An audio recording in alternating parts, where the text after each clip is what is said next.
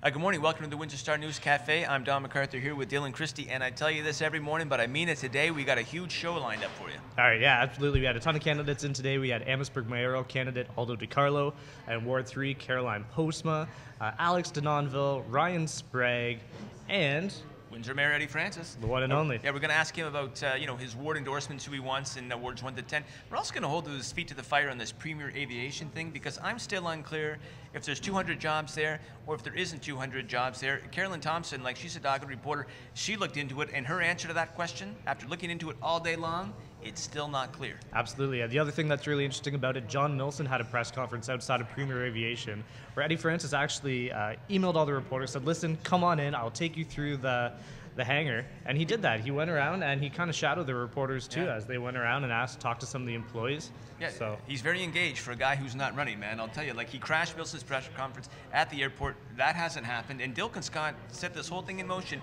when he had a press conference in front of the airport and said, hey, there's 200 jobs in there that are going wanting for lack of training, and everybody sort of scratched their head and said, wait a minute, shouldn't John Milson be having this press conference? You're the guy in office. If there's 200 jobs there, somebody has to wear it. It certainly can't be Milson. But of course now there's a question as to whether or not there is jobs. Anyway, we're going to ask Eddie about this because it's just one big muddled mess. See below for that. Another interesting thing that happened last week is Ontario's Ombudsman, Andre Marin. He actually took to social media and called out Windsor mayoral candidate Drew Dilkins. By name. He initially called him Drew Wilkins. He did tweak that after. And then he did say that Windsor absolutely does not have an Auditor General and has even compared Windsor's AG to the Loch Ness monsters, saying that if you've spotted Windsor's Auditor General, please report any sightings. Well, exactly, because we don't have an Auditor General. Milson and Horwitz, they want us to have an Auditor General. Dilkin says we're okay. At least he has been saying we're okay with sort of PricewaterhouseCoopers outsourcing the audit function. But we definitely don't have an AG. And as you were saying, Dylan, Paul Sinnott, a couple of other people were sort of chastising the Ombudsman, saying, hey, don't stick your nose in our business. Exactly, saying this is municipal politics. You shouldn't be putting your opinion in there, because he did accuse Dilkins of spinning the issue. Andre Marin did respond back, saying it's his duty as the Ombudsman to kind of call out faults when they are presented. Yeah. So it's interesting. You don't normally see that. Good for Andre Marin. He's always been very engaged on social media. He's willing to call out anyone when he sees issues, so that's pretty interesting. Yeah, I don't care if sort of John Q. Public cares whether we have an Auditor General or not, but we don't. No, absolutely not.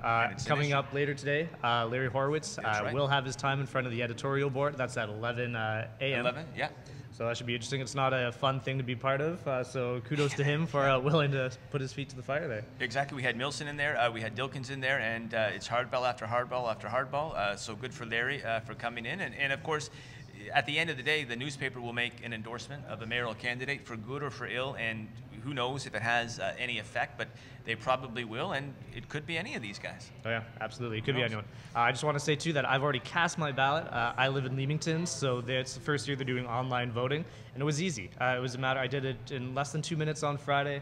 You just have to go in, put in this security code they give you, your date of birth, and it's almost too easy. You go through, you select the candidate, go next, and that's it. There's no going back once you do it.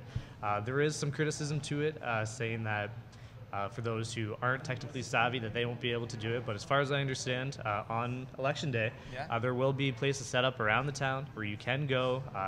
I'm guessing it'll be similar to a polling station. They'll walk you through it, help you understand it. And I think it's phenomenal. It's like I said, it's almost too easy. I hope that voter turnout increases because of it. The one thing, though, we were talking about is cuts the campaign short. Yeah, it cuts the campaign short. Most of the people may have voted on Friday already. So what's the incentive for candidates to go out there and to keep it going? They probably already know who the next mayor and council will be in Leamington, so who knows? Well, exactly. So hopefully it does boost voter turnout. But yeah, I mean, it cuts the campaign short. So you better get your campaign out early, knock on those doors early, because people in municipalities, not just Leamington, they've already voted. It's a done deal. Bring on football. That's right. Okay, huge day for you in the Windsor Star News Cafe.